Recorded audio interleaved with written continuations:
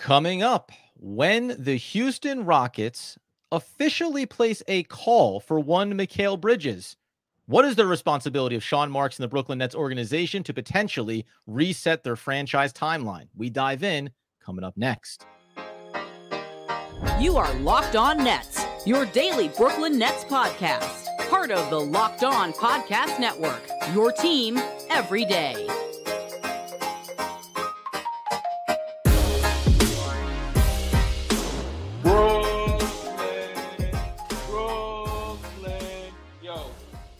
Yes, my friends, it is the Locked On Nets podcast right here on the Locked On Podcast Network. It's your team, the Brooklyn Nets, every single day. Over there's Doug Norrie. I'm Adam Armbrecht. We thank you, as always, for making us your first listen of the day. We are 100% free on all those great platforms. And let you know today's episode is brought to you by FanDuel. Make every moment more. Right now, new customers can get $200 in bonus bets if your bet of $5 or more wins. Visit FanDuel.com/LockedOn to get started today.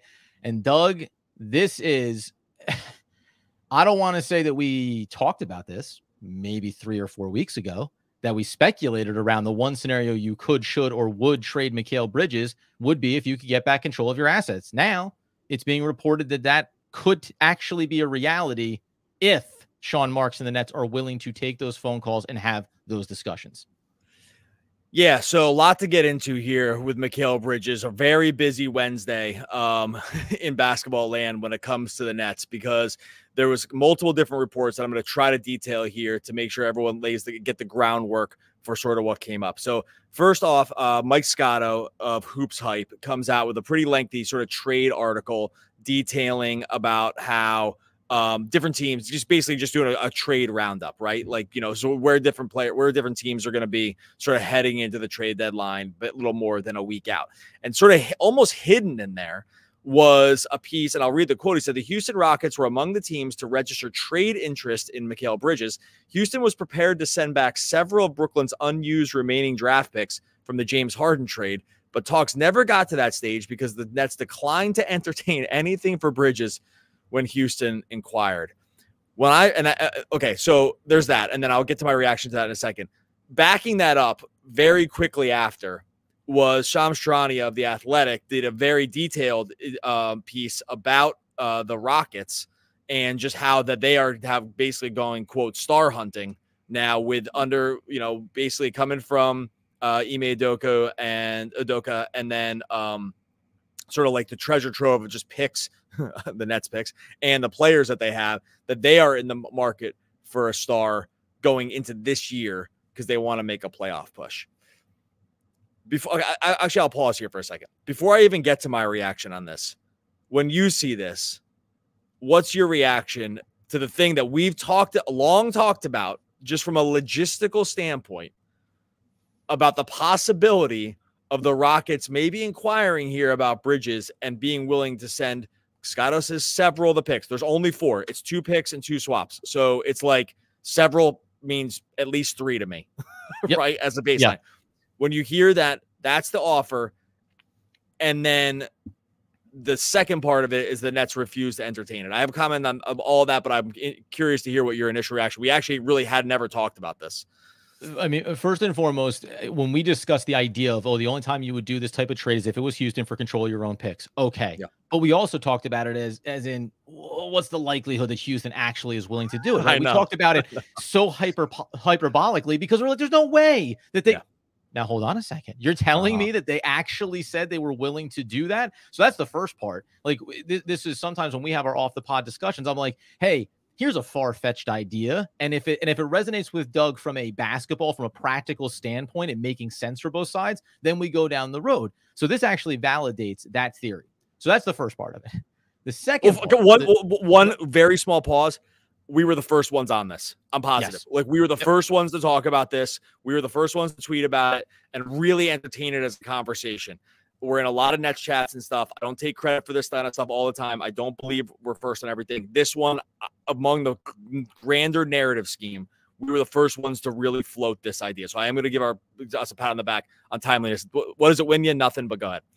Houston brass listens to the Locked On Nets podcast, as we know they do. They go, hold on a second here. These boys got something on us. So then you get to the piece of, that the Nets are not going to entertain. They're not even willing to entertain discussions around trading Mikal Bridges. This is eerily reminiscent. I'll stay regional. The New York Football Giants in 2018 had the second overall pick in the draft. And Dave Gettleman, the GM at the time, said, we're not taking phone calls. Saquon Barkley is a gold jacket wearing player. We're taking him. Don't look back. And very recently, it came out that the Denver Broncos were desperate to get up to draft Sam Darnold of all quarterbacks. And they refused to take the call. They were willing to give them the house to make that move. This is getting pretty close to that.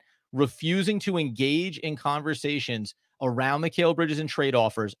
We understand what Mikal's value is and what he represents, but this is all the picks from Kevin Durant and Kyrie Irving and everything, and then more, your own picks back in control. I know it's not a player, so I know what it represents and doesn't, but I'm shocked that at a minimum, there isn't more to this as far as what they engaged in. And we understand this could just be public reaction from Sean Marks from the Nets side of things, not necessarily what's going on behind closed doors. Okay, right. So exactly. So I'll put the one caveat in here. If I was Sean Marks in the Nets organization, the first thing I would do to save face in the clubhouse and within the team is to say we're not entertaining it. You can always go back and say we were blown away. Like you're always allowed to go back and say they blew us away. We couldn't say no. That's where we changed our mind.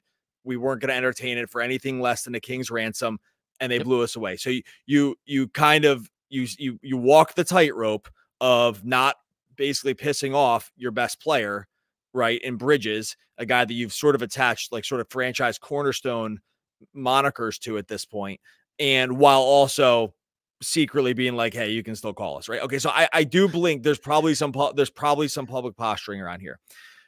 Yeah. All at the same time, I think it's probably closer to the reality of like, we don't want to talk about it to we're actually entertaining it. Like if I had to put it on the scale.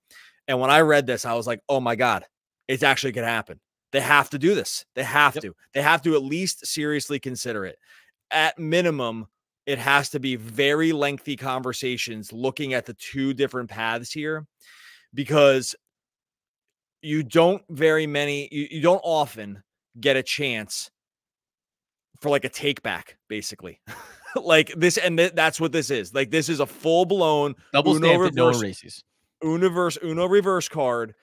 Like get out of franchise jail. Like I said, I'm not like you don't get chances at this. These other trades, these other big, huge, like really everyone. Go back and look at all of them. Like where these huge pick hauls went out for these players. They don't get a chance to read. The Nets went through this. They didn't get a chance to redo the the KG and Paul Pierce one. They had to eat it. Those guys had no value at the end, right? Like these, some of these other ones really just go through all of them with them, like with tons of picks and players attached. You don't get a chance. You hope that you either win and you can justify it by winning it all, or that you can grab a lot on the way out. And they got some for KD. They got a good haul for KD. They got something for Kyrie, right? They got nothing for Harden because they got a pick and nothing else because Simmons is toast, kind of. And now you have this chance to grab everything back and really set your organization along a somewhat uncomfortable but correct timeline if you want to engage with superstar players later on. They have to do it. Like it's a no-brainer to me. And anyone that pushes back, I feel like I have a really tangible argument, but I don't know. So I went long there, but I feel very strongly about this. We've been talking about this for a while. Yep, no, 100%. And they did get a little first-round pick action from Philly in the Harden trade as well. But that's a footnote to that, just to make sure we throw it in there. Well, that was Dariq Whitehead, and he's out for the year. And I'm not saying anything about Whitehead. It's not his fault. I'm just saying that, like, look at what they got back from him. Like, right. They have nothing to show for it. They have literally nothing to show for it right now. Right, late first-round pick that turns into a dart throw at best, and sometimes an injured player. Right. Yep. Coming up here in a second, let's take it a step further. Why are we so convicted about making this trade? What is the trickle-down effect across the rest of this roster, and how could it open things up for, in theory, a guy that could be the face of your franchise in Cam Thomas? We'll get into that in just one moment. All right, before we get to that, once again, tell you about our friends over at FanDuel, where we're going to say happy Super Bowl Sunday to all who celebrate from FanDuel, America's #1 sports book. Look, could not be more excited for Super Bowl Sunday. Already doing some planning, and a lot of that planning, I got to tell you, has to do with around what's going on FanDuel, because they have so many different bets that you can put in. If you right now, you can grab $200 in bonus bets over there on FanDuel to use for Super Bowl Sunday. If your first bet of $5 or more wins. They have so many. I mean, if I started reading the player props that they have posted on FanDuel, we'd be here for the next hour. Like, there's literally so much. I'm going to give you one that you can sink your teeth into now. Brock Purdy over 11.5 rushing yards. You saw the way he scrambled. You saw the way that he unlocked some of that stuff against the Lions. Really probably saved the game with his legs. Over 11.5 rushing yards for Brock Purdy over there on FanDuel right now. New customers join today. Grab that $200 in bonus bets. If your $5 bet wins, visit FanDuel.com/lockedon to sign up. That's FanDuel.com/lockedon. Make every moment more with FanDuel, official sportsbook partner of the NFL. All right, so as we continue the discussion here around the Houston Rockets making calls to the Brooklyn Nets, to Sean Mark saying, we are interested in Mikal Bridges and we are willing to give, as we said, several of your first-round picks back. Doug and I safely assume that means 3. And who knows? Maybe the posturing here is, no, we want the 4th one. We want all of the picks back to get this done. Maybe we want players. So when you publicly say we're not interested in trading Mikal Bridges, as you say, it saves face inside the organization with your player. Yeah. And it also inspires maybe that team to say, okay, but what if I offer you this? What if I put a little more on top? What if I put a little more on top? I just went through this with Locked On Kings, right? I spoke with Matt George over there, and he asked about, it was a Mikal Bridges hypothetical trade. And he said, well, what if we said 4 first-round picks, da-da-da? And in that scenario, I said, you'd at least have to entertain it. It's not your own picks, but it's a lot, and players, etc. So when it comes to this Houston situation for me, that's phase 1. We both agree. You basically have to do it. If they're talking about 3 of your own picks back and maybe a player or the 4th pick, I feels like you have to do it. And then the phase 2 of that is Cameron Johnson. The phase 3 of that is Dorian Finney-Smith, is Royce O'Neal. You are talking about ending up with, including what you currently have, 20 first-round picks over the next 5 seasons. That is so much powder that you can keep dry until the right moment. And also it is dart throws. There's no guarantees in the lottery, but having control of your own 4 picks in theory means we can go to the bottom here. And that's not great. It's not a great outlook, but it means you can go to the bottom and have your best shot at a lottery, your best shot at getting a premier talent and building your core around them. Right. Okay. So the unfortunate reality with the NBA, I almost said the NFL. I'm thinking about the Super Bowl there. Unfortunate reality with the NBA right now is that there's essentially 2 avenues to get superstar players in your team. Okay. The first is draft them, right? Like, and if you go through like teams that are in contention right now, many of the teams that are in contention, their best players are players they got through the draft. Luka, Jokic, Shea. Oh, I guess there's a second one with Shea, and that's a relative example here, which I'm gonna bring up here in a second. So the first one is you draft them. The second is you trade for them. The third is free agency, but that doesn't really exist anymore. All these players sign their first extensions right out of the gate. They all extend and they try to get traded later. Nobody hits free agency. No one young and good hits free agency anymore. The KD piece that happened with Kyrie was an anomaly. You're not seeing that happen with players of this caliber anymore. And you're going to see it less and less because everyone locks in their money early, and they should. They all lock in the money for the most they can get for their own team. And that's kind of the way it goes. So, and even to do that, to get those guys in trades, the second way, you have to unload some of your resources to do it, thereby crippling it, which is why the teams in the best shape right now are the ones that have drafted their superstars. Is it a guarantee you'll draft a superstar? No, it is not. Is it a guarantee that you will not sign a superstar in free agency? Yes. So I can knock off that one right now. It's like you will not be able, you really cannot do it. Go ahead. Other guarantee is that, is a guarantee you draft a superstar? No. Is it a guarantee you have no chance to draft a superstar if you don't have a draft pick? Yes. Right. Like you have to have it. You have to have it to have the chance. Right. So it's still a better version of these scenarios. Yes. And so the Nets are in a place now.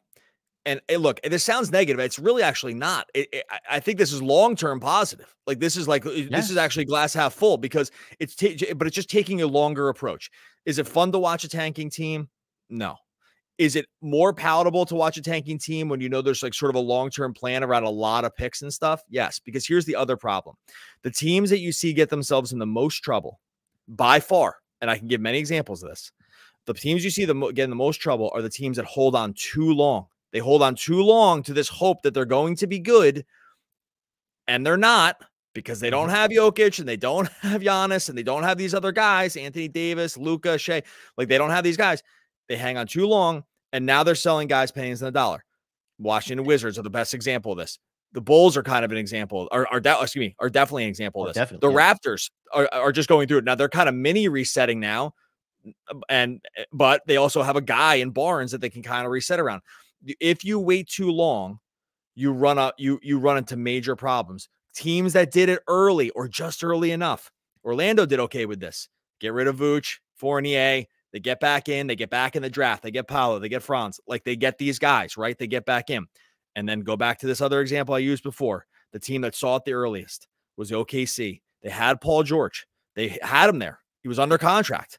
And they traded him for a haul that included Shea and a bunch of picks from the Clippers. And it was easily the best thing. Is it great to trade Paul George away? Not sucks. Sucks. But of course, it's the best way to then go out and be able to draft Chet Holmgren and draft Jalen Williams. And you have Shea in the door. It's so obvious to me. And I think it's just so short-sighted by the Nets. I'm sorry. Maybe there's something I'm missing. I just really don't think I am. No, and honestly, because again, on the Mikal Bridges part of it, he's 27 years old. He's the Iron Man. Yes. He's chasing down the all-time record for consecutive games played. They said on the broadcast tonight, he played every single game at Villanova as well, 160 plus games there too. It's all awesome. It's all great. He's only going to get older. And because it's so amazing that he's been an Iron Man, only increases the likelihood that he starts to break down. Like, the mileage is mileage, no matter what, no matter how you're built. So now you in this moment right now have teams saying 3, 4 first-round picks, control your own assets. We're willing to open it up for you. In theory, can you do it again next trade deadline? Maybe. Maybe Mikal gets hurt, or maybe he just doesn't look as strong, or maybe teams make other decisions and moves that don't have the draft capital to come and pursue you, right? And by the way, especially specifically when it comes to Houston, every year that you don't make a trade with them is a year that they make one of your picks, right? Is a year that they're using some of your draft capital to continue to improve their team. So now we've seen this on a lesser level. Ben Simmons is a great example of it, but Dorian Finney-Smith is the lesser example, right? Now he's out with an injury and you're not maximizing his trade value. So that's the other part of this. And I'll just real quick, I'm going to jump in and say something here. And I never do this, but I'm going to comment on something that someone said here on YouTube. I'm not going to bring up the comment, but I'm going to comment this now because I know how this sounds. It says, basically, the comment here is that we're too obsessed with wanting the Nets to be bad, right? That's not true. You have to understand. That's not what we're saying. That's not what we're saying. It's actually the want for the Nets to be great. Like, there's a difference here. Like, there's a want, like the understanding that I want the Nets to be great. Guess why I want the Nets to be great? Because when the Nets are great, the podcast does better. Like, when the Nets are great, the YouTube views get better. It's like, this isn't rocket science, folks. The team is better. The show does better. Forget even the fandom part, which I'm a fan and I want them to win. The difference is the way I view this differently, maybe than some other people. I am willing actually to forego short-term satisfaction for long-term upside. That's how I invest in things. It's how I go through things in my own personal life. And it's how I view the team too. I don't want the Nets to stink, but I also want the Nets to be great. And if we've seen the track record in the NBA of how to be great, by and large, this is the way. It's to control your own draft assets. It's to take many bites at the apple in the draft to get superstars that are cost controlled and on your team for a long time, starting when they were very young. Mm-hmm. If Bridges was 23, I would not talk about this way. Yep. If Cam Johnson was 22, I would not talk about this way. If Ben Simmons was 24 and we had time to kind of get this back on track, this would be different. They're not. They're older. They are starting the age curve on the downslope. This is not us wanting the Nets to be bad. It's wanting the Nets to be great. And for me, there is a very clear path that you can take, and the Nets have the opportunity to take that. And you don't get many chances to do it. I don't know how a better way to explain it. No, we are on the same page when it comes to this. It's not reflective of how we feel about Mikal Bridges as a player or Cam Johnson as a player or about this collection of talent. You said it there. There is one path that they are on right now, and that is to be, we've seen the results, average, below average slightly, and make a particular move. Coming up here in a second, I think I'll further illustrate why making this move now is what the Brooklyn Nets need to do. Because the other path, which in theory is the path that they are holding themselves to, is not one that gets you to a championship. We'll break down why coming up here in just one moment. All right, before we get to that, once again, talk to our friends over at Prize Picks, our good friends over at Prize Picks. Prize Picks has made daily fantasy so easy on Prize Picks. You're not wrangling with salaries. You're not wrangling with sharks in the water. You're just going more or less on the Prize Picks projections. You can win up to 25 times your money by putting together 5 different players with their stats to go. So like with basketball, you're going more or less on the points, rebounds, assists, blocks, steals. With football, you're going, more or less on the touchdowns, receiving yards, rushing yards, passing yards, all the stats that you love, all the stats that you know with all the players that you know too. You do some I know better stuff over there with Prize Picks, and away you go. Get yourself started on Prize Picks by going to prizepicks.com/LockedOnNBA. Use the code LockedOnNBA for a first deposit match up to $100. Once again, that's prizepicks.com/LockedOnNBA. Code LockedOnNBA. Getting all worked up. I like Prize Picks so much. Locked on NBA for a first deposit match up to $100. Prize Picks is daily fantasy sports made easy. So as we wrap up today's episode of the Locked On Nets podcast, focusing on a seismic opportunity that we never thought would legitimately materialize, even if, small pat on our own back here, we did discuss it at length in recent weeks. The other side of this is, if you believe, so why are the Brooklyn Nets, why would Sean Marks say we're not interested in trading Mikal Bridges? Because they believe that the next phase of this plan is to keep Mikal Bridges, keep Cameron Johnson, and then we're going to add in Donovan Mitchell in the offseason, right? We're going to go spend some of this draft capital we got to bring in that next piece. Guess what? I hate to break the news to you. If you go out and sign Donovan Mitchell, you're still another player away from being a championship contender. It's not one move. And what you sacrifice in the process of getting Donovan Mitchell leaves you in a similar position to where you were after you came out of the Kevin Durant and Kyrie Irving era, not having a lot of draft capital, don't have control of your own assets. And now you are playing a good team, a more exciting team to watch than how they're currently constituted, but it's not championship level. And it goes back to what Doug said. I want them to be great. And being great means being in a position to actually have multiple superstars. And they don't have. You want to sacrifice all the draft capital that you accrued in Kevin Durant and Kyrie Irving trades? Fine. I do not see, at least right now, barring a Luka, right, barring a Giannis becoming available in a trade, there are not 2 moves to be made here that take this team to that level. And oh, by the way, when you go to make those trades, guess who they might be asking for? Mikal Bridges, Cameron Johnson, some of the core pieces that you believe help you get over that hump. All right. So, and for people that haven't listened to us before, I'm going to do the caveats that we've always put with the Bridges trade. I'm only advocating trading Bridges to the Rockets. I do not want to trade the Bridges to any other playoff team for 5 picks that are all going to be effectively second rounders for years. Like, I don't want trade him to the Knicks or trading him like OKC, like anywhere else, because those teams would be good. I'm not interested in their picks. Those will still be out of your hands, right? Like sort of like the Phoenix picks are now. So that's caveat number 1. Caveat number 2 is I'm also only advocating for if to get all of the picks back, everything back from the Rockets. They have to get both picks and both swaps. The swaps are important here because the Nets will just be getting the swaps back now. Like they're in a sweat now where they have to they could be giving those swapping back to the Rockets if they end up being bad. Rockets are probably going to be pretty good. You're never going to swap with them, so don't worry about it. You can take the swaps back too. They have to get all 4 of those back, right? For me to entertain it. I'm working the assumption that they would do that. That's around the asking price for Bridges now, 4 picks, right? Or what's been offered. So I think that's reasonable. If they're able to attach other stuff here to grab like an Amon Thompson, a Cam Whitmore, all the better. You should hold out for the max. I am not saying, no one is advocating here to just go pennies on the dollar because the Nets can go into a soft tank. I'm saying you go for you have a chance to go for everything. You should do that. So I really want to clarify here. This is literally the only package I would accept for Bridges. No other team. I don't want it. Really outside. Really, this is it, right? So I think that's an important clarification here around, because I think I can see this getting interpreted like trade Bridges for picks. No. Only these picks. These are the only ones. I don't want these other good team picks. They're not going to be worth it. So I think that's an important distinction to make here. No, 100%. The other thing I think that I'll put it as kind of the footnote here, and this isn't why you make this trade. You make the trade for control of your own assets. The other side of it is, I mentioned his name at the top. What's the plan with Cam Thomas? Is he a guy that the organization likes? Are they even mildly fond of him? Do they believe in him as maybe being one of the core who is young and can carry this team forward as you add in other young talent, as you bring along these draft picks and you try to add pieces in?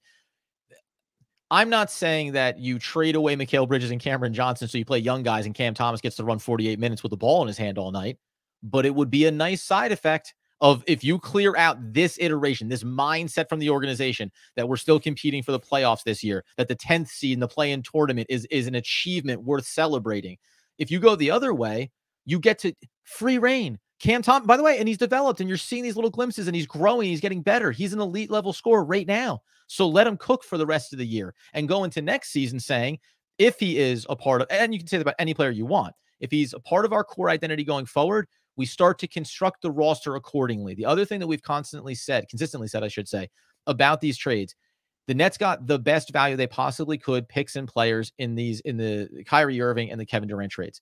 It doesn't mean that they all fit together. We always say, right, these guys are all good individual players, but their value often lies somewhere else because they fit in with other systems and other elite talent around the league. That's the other big, I think, discrepancy here. It's not about how good Mikal Bridges is. This is telling you how that good teams are willing to give 4 first-round picks or your total control back of your franchise.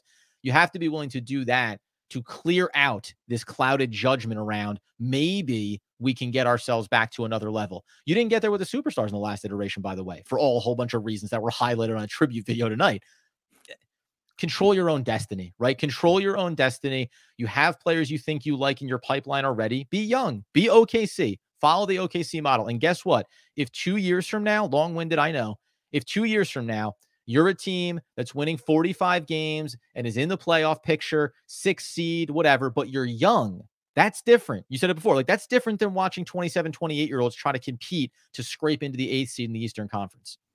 Yeah, it's tough. Look, I get it. Like, I'm speaking negatively about guys that I really do like as individuals. No. Players, and look, these are tough things. Like, it would be easy to say never do this. It'd be easy to just come on the podcast and say trade for Donovan Mitchell or trade for the next superstar or hold out. Yeah, I get it. Like, trade for Wiggins. That's what's that?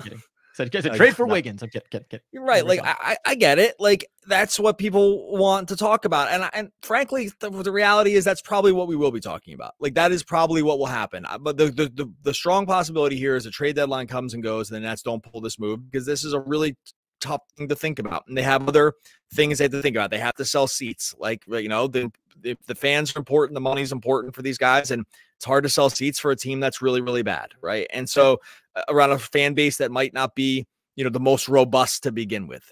Right. And so I get why this is hard. But I just think it's so important to at least bring up as a possibility, because I do think if you think about it just rationally and logically through the lens of how the rest of the league operates, and when you see the teams that are great and sort of how they got there, if you look at the 2 different roadmaps, it just becomes like really obvious. Now, look, you still need to have things go right. You can still be the Hornets and like be this year every year and be bad, right? Like 100%. You need to have a good organization. You need to draft well. Like, you have to have other things go right. Like, you can draft in the lottery a lot and still kind of stink. Like, there are teams that do that. So there's no guarantee. But if you just look at it, if you believe in the organization and you believe you can draft well and you believe you can kind of like take a longer form approach, if you just look at the success through the rest of the league, this is mostly how these teams got there. Just go down the list and look at the best players in the teams and how they acquired those players. Almost always, not always, but almost always, the base was through the draft and then filling in like the rest of the guys around them. And if you don't do it that way, it is just so much harder. Again, You can do it. It's possible, but it's very hard to get to the promised land. And the promised land is winning the championship. And I think what are we doing this for? We're in here to win championships. Like, that's it. That's the goal every year, is to raise the banner. Yeah. And I just think that's the way. And the best way to do it is to get as much control of your draft as you can and to make really good organizational decisions after it. It's not the only way, but I think it's the highest likelihood way to do it. And sometimes it needs to be painful, right? Like, sometimes it needs to be painful, and you can be optimistic in the short term about Mikal Bridges and Cameron Johnson. And it is like, I prefer them not to have to maybe go low in order to ultimately get high. Right. But that's actually, we had this conversation about Sean Marks the other day, the fortitude, right? Does he have the fortitude to make the hard choices now that these are his mistakes that he's trying to correct, not the mistakes of previous regimes? We'll see what plays out. I don't think either one of us believes this is likely to actually happen, but the mere fact that it's being reported at least means that there are real discussions happening around the league, around the Nets, around Mikal Bridges. And if Houston is that desperate, if they believe they have a window for themselves, man, I'll tell you what, we hear after the deadline that this didn't go down and it was all 4 picks and maybe a couple of players, I will be I'll be disappointed, and even though I shouldn't be, I'll be shocked. I'll be shocked if they don't pull the trigger. Yeah. So anyway, again, reminder, not negative, positive over the long term. Like it's important that people understand that. I really can't. Yeah. I feel like I have to say it. I feel like I have to give an asterisk here. Like it's because it sounds. I know the way it sounds, but you really have to hear it through. Like you have to hear it through the shell where it's like putting out like, hey, this is ultimately for the best. And we might have to delay some short-term gratification around a team that has $42 million of hurt all the time Ben Simmons on the roster, right? Has guys that are trending toward the wrong side of the age curve here at 27, 28. That's getting to be the wrong side. Like, so it's not like these are just other considerations. And then just look at the teams that got mired in sort of like NBA no man's land. It's the teams that just simply waited too long, that thought they had better chances than they actually did. And that's where you can get yourself in the most, it's easily where you can get yourself in the most trouble. It's what teams do time and time again with this. They just wait too long to be able to look themselves in the mirror about where they are. And if they don't do this, I'll tell you right now, they better guarantee this will be my last thought. If they did not pull a trade like this off, they have to somehow pry loose one of those top 10 guys, top 15 guys, like I just said, because otherwise you really blew it. Like that's the other way. Go do that. If you don't do this, then definitely do that on the top 15 guy. If it's neither of those things, brutal beat. All right. We're going to get out of here. Much appreciated. Everyone positive that jumped into what's that? I said, again, we're positive about this. I'm fired up, man. Much appreciate everyone that jumped in to YouTube. Usually we take live stuff here tonight, but we rolled through a couple different episodes. So I think we're going to probably bounce out of here as we head into the late hour. Make sure you join or go over to wegotnets.com. Grab that free ebook that we talked about. Totally free to you. We put a lot of work into it, but it's not even the work. It's the love and care we put into that free ebook. Wegotnets.com. You can smell it in there. I have a quote here. Don't worry. I was just getting lost in Go for it, buddy. Definitely check that out. At the end of the day, if I can't say I had fun, it wasn't a good day. That's Simone Biles. There you go. One of the all-time great poets. We'll be back again tomorrow talking more Brooklyn Nets basketball.